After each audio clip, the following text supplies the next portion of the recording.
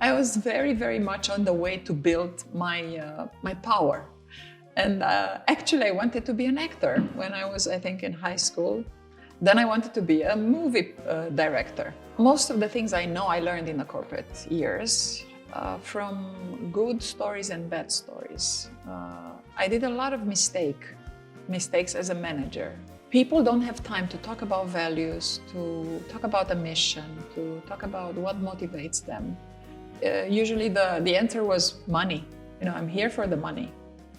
And this was bad because when the crisis came, there were no money. So why stay? As you said that you wanted to be, the boss and have the fame and the money. You actually achieved all these things. And then after 18 years, that wasn't enough. And competition was harming you in a way internally? Yes. How does this feel?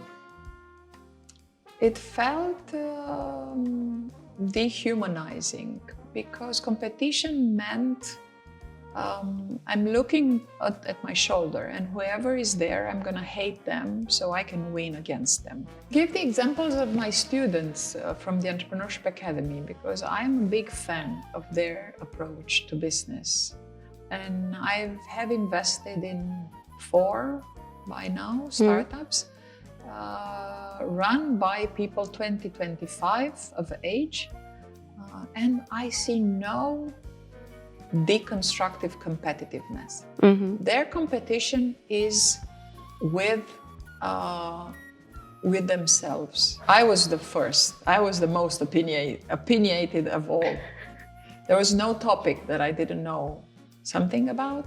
There was no book that I could not, talk about, because I was very afraid to say the words, I don't know. So this notion of I live 20 years and I will build something every day, in my generation is difficult to build because we are survivals of an anxious anxiety legacy from our parents. The new generation has much more chances because they think long term and they think global. My hardest decision was? To look in the mirror. Yeah. I think to stop lying to myself. This is a hard decision. It's a very important one, but it was hard to just let go of everything that I built that meant something, but it doesn't mean anymore much. In the next episode of the Recursive podcast, Irina talks to the seasoned manager and managing partner at Impact Hub Bucharest, Ilinca Paun. And if you are just as passionate about innovation as we are, hit subscribe for the Recursive podcast on YouTube or your favorite podcast platform. We're everywhere.